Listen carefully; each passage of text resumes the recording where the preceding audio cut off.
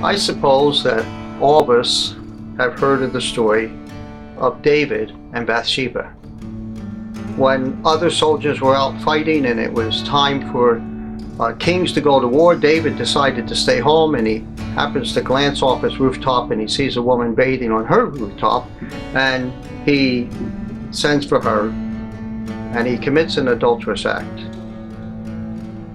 Now David keeps it secret for a little while, but God sends a prophet to confront him.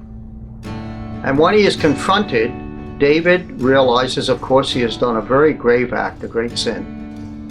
And being a man of God, he does what he has often done. He confesses his sin. In fact, in 2 Samuel chapter 12, verse 13, it says, David said to Nathan, I have sinned against the Lord. And Nathan said to him, now listen to this, the Lord has also put away your sin, and you shall not die.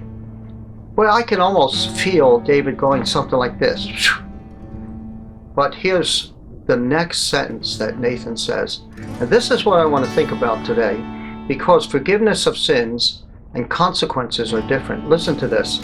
2 Samuel 2:14. Nevertheless, because by this deed you have utterly scorned the Lord, the child who is born to you shall die. See, when David committed an adulterous act with Bathsheba, she became pregnant. And God said the child will die because of the act that David committed.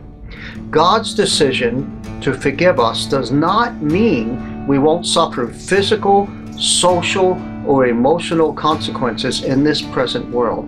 And to one who commits adultery, they may lose their marriage. To one who does drugs, they may lose their life. You could think of a whole group of scenarios of someone who would do some act that would be considered sinful by God and reap a consequence, and they can confess and they can be forgiven, but the consequences will remain. And no one really can know.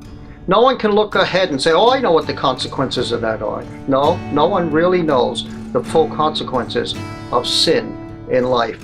And while we are secure in Christ, we are not safe to sin. Listen to what Colossians says. For the wrongdoer will be paid back for the wrong he has done. And notice this, and there is no partiality. Something to think about before you think about doing something. This is Pastor Sal, and I'm just saying.